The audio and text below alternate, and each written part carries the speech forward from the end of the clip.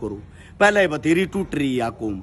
हम भाईचारा चाहवा, हम अमन शांति चाहवा, कौम कोई भी हो हम उसको आगे बढ़ाना चाहवा, उसका साथ देना चाहवा।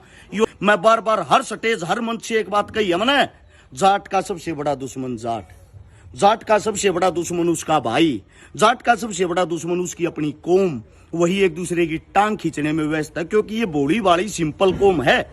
सभी साथियों को सबसे पहले आरएस शिकारा की तरफ से राम राम। यह वीडियो भाई स्पेशल अभी जाट महाकुंभ होया था। आजकल बहुत प्रोग्राम चल रहे जाटों के नाम पे। यह वीडियो मेरे प्यारे उन जाटों के लिए ही है। हाथ जोड़ के मैं आप सभी से पहले क्षमा चाहता हूं, पहले पूरी वीडियो को सुनना, उसके बाद अपना रिव्यू देना।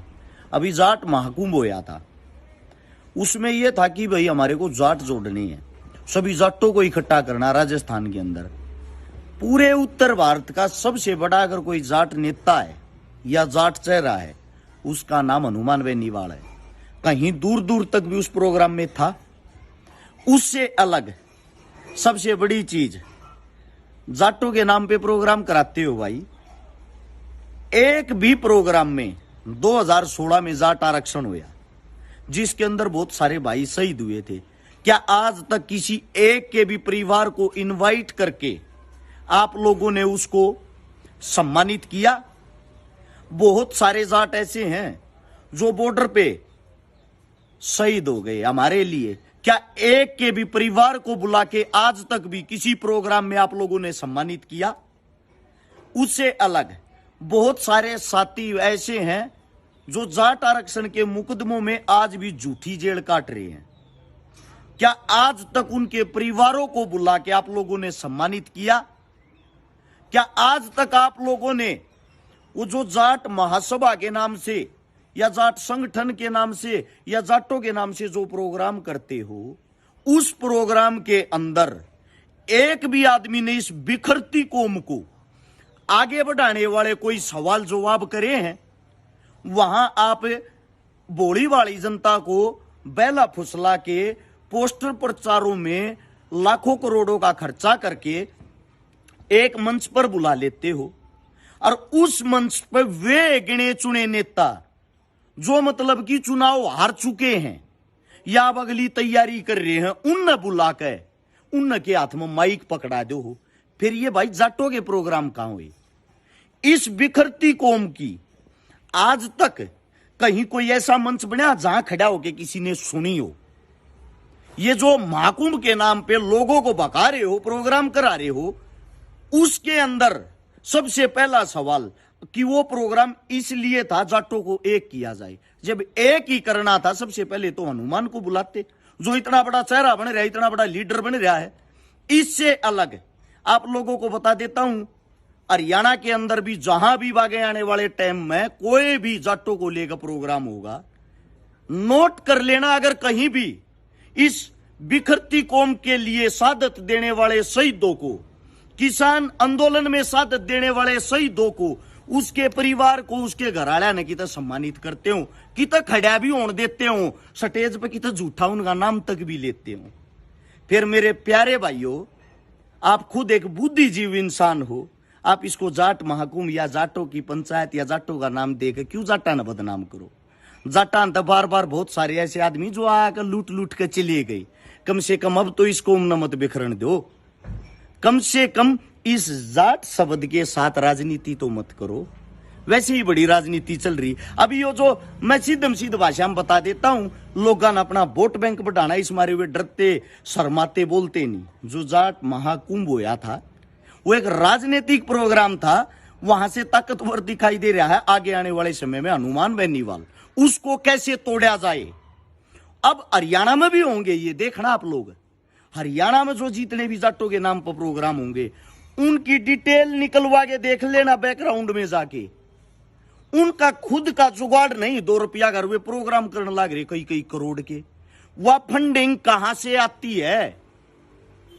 मेरे बोले बाले भाइयों, ये राजनीतिक आदमी, सबको पता है हरियाणा का जाट बीजेपी के खिलाफ है। उसको वापिस से घुमा के बीजेपी की तरफ आकर्षित कैसे करना, लेके कैसे आना, वो काम जाट शब्द के नाम पर प्रोग्राम कराकर आप लोगों को भगाने का काम करते हैं।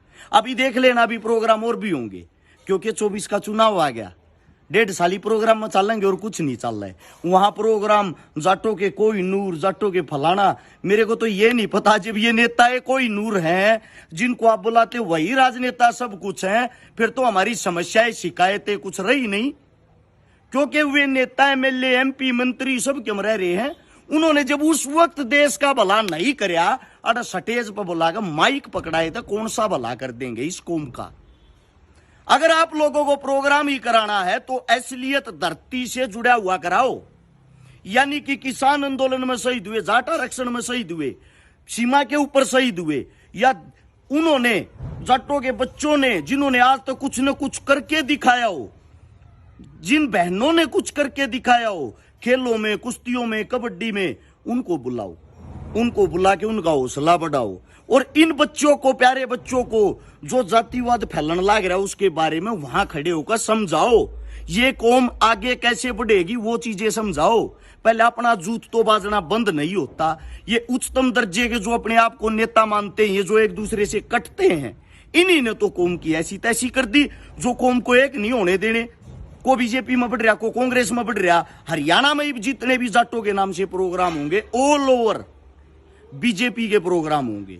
और जो राजस्थान में प्रोग्राम था वो सिर्फ और सिर्फ एक कांग्रेस पार्टी तक सीमित रहने वाला प्रोग्राम था, इससे ज्यादा कुछ नहीं, ताकि कुछ जाट हनुमान बेनीवाल की खिलाफत में आकर बैठ जाए। बड़ी बड़ी ऐड दे रखी थी, 25 लाख आदमी, पहली बार इतने जाट इकट्ठे होंगे। आदमी कितने इकट्ठे हुए? 15,000। 25 लाख और 15,000 में बहुत ज्यादा फर्क है। ये ड्रामा मत करो, या कौम पहले खूब बेखर रही है, कोई इसने जोड़ने का काम कर रहा तो उल्टा उसने मत तोड़ो। मैं बार बार हर स्टेज हर मंच से एक बात कही है मैंने, जाट का सबसे बड़ा दुश्मन जाट, जाट का सबसे बड़ा दुश्मन उसका भाई, जाट का सबसे बड़ा दुश्मन उसकी अपनी कौम। वही एक दूसरे की टांग खींचने में व्यस्त है, क्योंकि ये भोली वाली सिंपल कौम है।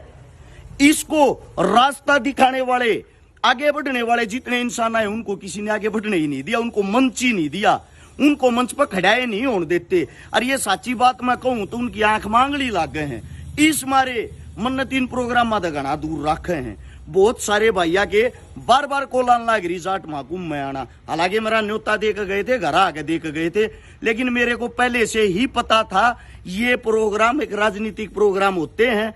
इस मारे मैंने वो 5 तारीख से पहले उस प्रोग्राम के बारे में कुछ भी नहीं बोला, क्योंकि मेरे अपने न्यू कहने लग जाते, विरोध कर रहा। लेकिन उसके बाद मैं आप लोगों को न्यू जरूर समझाने लग रहा हूं, सचेत करने लग रहा हूं। आगे आने वाले समय में जितने प्रोग्राम हो एक बार आंख खोल कर देखियो जरूर।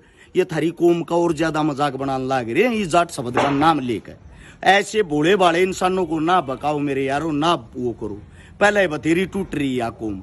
हम भाईचारा चाहवा, हम शांति चाहवा, कौम कोई भी हो हम उसको आगे बढ़ाना चाहवा, उसका साथ देना चाहवा।